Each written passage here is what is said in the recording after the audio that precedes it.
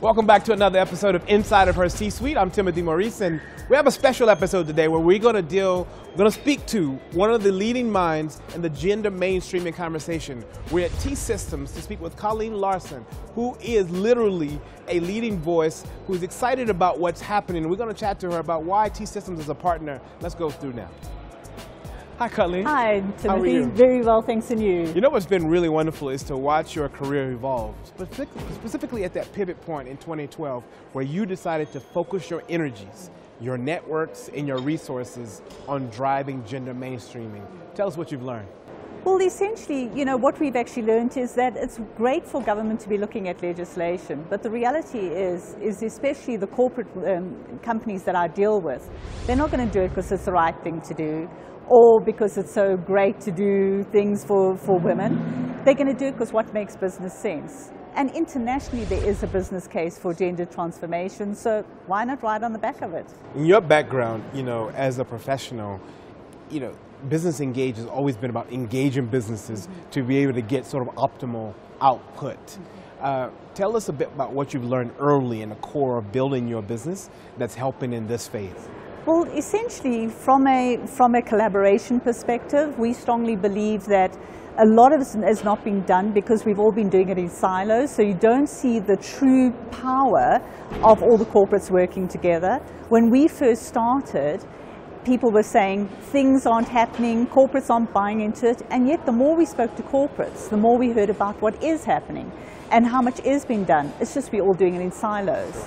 And essentially my background is financial services, so on another score I'm very well aware of return on investment and what corporates need, and that is more the conversation we need to have. It's got to become a business issue, not a women's issue. And when you started Business Engage, but what year did you found Business Engage? 2005. 2005. Yeah, it was supposed to remain a little hobby. And it just took over. So, okay. Yeah. And what are some of your personal challenges in terms of how you find your balance, how you lean in, how you go about, really sort of impacting your sort of workplace? What have you learned that you'd like to share when you speak? Well, first of all, you can only be yourself.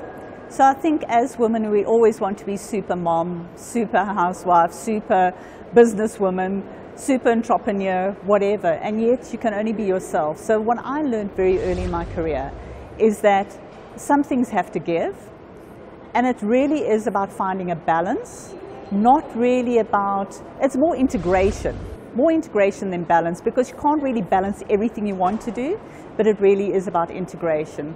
And also I've learned you can't do it on your own. Often we want to go ahead, we think we can take it all on, and you really can't. Got it. Some people are afraid to open up about when times get tough. I feel like we try to make it seem like, oh, you just lean in and then everything becomes perfect. Tell us about a moment where you had to summon the courage, where maybe you wanted to give up. Have you had any of those tough times? Well, especially when I started on this journey for the gender mainstreaming.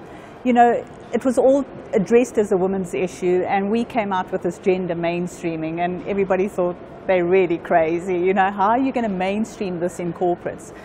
And we really had to put everything on the line to really drive that home. For at least 3 years, we were drumming home this gender mainstreaming topic before anybody really started getting on. So, but I knew, you get to a point where you know that you're in the right place. And as long as you're at peace with it, you will be able to get through those. I think it's when you're trying to bash down the walls that are really there, and you can't bash them, and you constantly go against that wall. But we had absolute peace that on the journey we were going on, it was going to have the success that we are now seeing. You're quite tenacious. I know from over the years, being able to put something on your back to be able to drive it forward, specifically in the case of these award ceremonies and so forth. They're not easy to put on. Tell us about how you go about seeking partners and being able to get people to buy into sort of an award ceremony that may cost millions. I've built up relationships over many, many years, and it is that remaining authentic, because everybody knows that I'm not doing it just because, of creating a big empire. I really am doing because I believe that showcasing these corporates and the good work that they are actually doing will only bring on other corporates, because other corporates will say, well, if you brand them, but we're doing something better, and they'll get on board and start telling the stories about what they are doing. Sure. Well, we're here in T-Systems, and let's go through and sort of, you'll tell us a bit more about why you decided to partner in the work that they're doing. Fantastic. Cool. Out of all your partners, I'm sure this is one of your favorite, T-Systems. Absolutely. They've really gotten behind you and helped sort of back. And we're very fortunate to have one of, the MD, the director here with us. Yes, absolutely. And they've been our partners for the last 5 years. But Timothy, I'd like to introduce you to the MD, Mr. Khatskumbi. This is Timothy. It's wonderful to meet you. So I've heard that gender mainstreaming is really important to you. Why would you decide to partner with someone like Colleen? So gender mainstreaming is really one of the initiatives that we drive. We're driving gender, we're driving race, we're driving youth, and we're driving disability in terms of creating equal opportunities. But we want to do it in a way that makes business sense. And the way that Colleen is driving that initiative from a gender perspective and her approach, the passion in which she's doing it, but also making sure that you get business value out of it while we're developing also our female leaders within the organization and within the country has been really a big support to us as a company, and we are very proud to be associated with what she's doing. Congratulations. I mean, the exciting part is that Colleen let us know that you're not just talking, you're actually doing it. You're one of the companies who have reached your targets. What were some of the challenges that you faced reaching those targets? Sure, there's many challenges, but I prefer to look at it as opportunities. It starts with the mindset, and it starts with giving it the right sponsorship from the leadership perspective, and for the right reason, not just driving the ratios in terms of getting the right ratios on the different levels, but doing it for the right reason. Females are 50% of our nation, as simple as that. And if we can play a small role to unlock the potential that they have also from a business community perspective, then I'm very privileged and proud to be part of that. And I believe that's a good approach to then handle any challenges that you may have. Some of the exciting research that's coming out is that there's a strong business case. Do you see your business continue to thrive as you tackle these sort of injustices around women and race? And do you see your business benefiting? Yes, we are definitely getting the benefit out of diversity in general. We've got a country of beautiful diversity, and gender is a big part of it. We're driving gender on multiple levels, starting at the board, but then also my leadership committee is 50% female as well. Wow. And the business is benefiting from it. As we move into a more and more complex world, it is important to also bring in diversity and the complexity, the positive complexity that diversity brings into your leadership, right into your business. And we are very proud with what we've achieved with that. So dealing with men in general can be very complex in terms of keeping the relationship. How do you level the playing field so that your voice is treated as equal? Well, first of all, it's not about men out, women in, because that'll never work. And what we have done in the past is we've had these women empowerment programs that not involve men. No wonder men don't know what we talk about or whatever. So for me, it's very, very important to involve the men in every single conversation that we have. Second of all, it is about making it a business issue.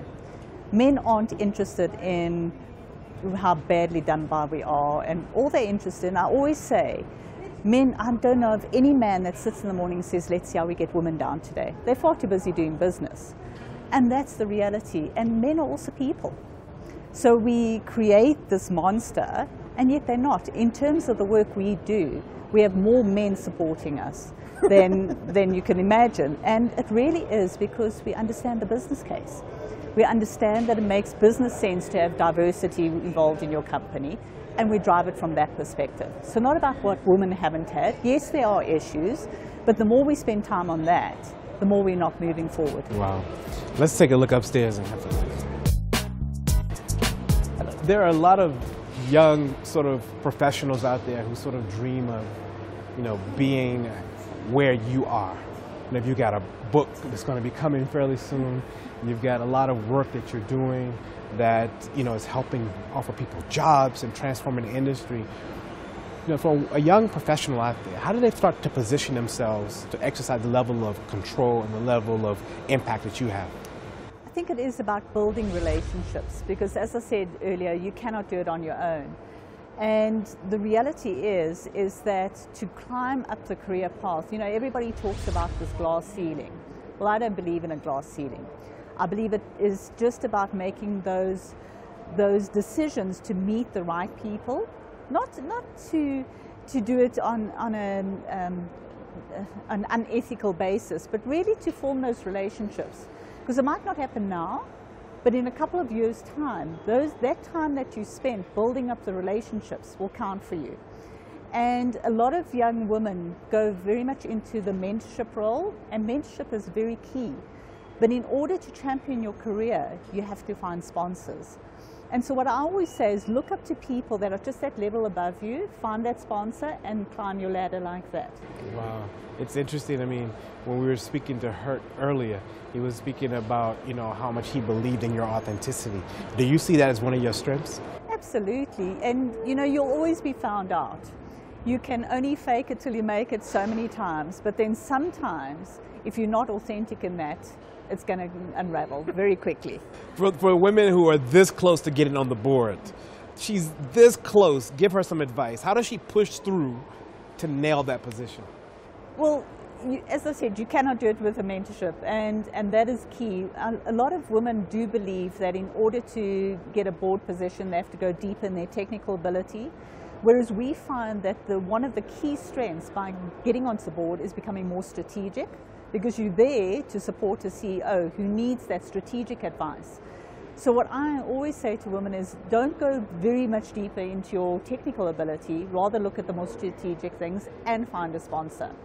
Build those relationships, network, and create those bridges to the board. Otherwise, you'll never get there. Just lastly, one of your highlights over the last sort of 12, 13 years with Business Engage, and what is one of the highlights, one of the moments where you thought, this is fulfilling? Well, as I said, you get to a point where you know that you're in the right space. And so many people told me that it will never work. Corporates will never buy into it. You're wasting your time. It isn't. And yet now we are sitting with 28 corporates on board and another 40 in the pipeline.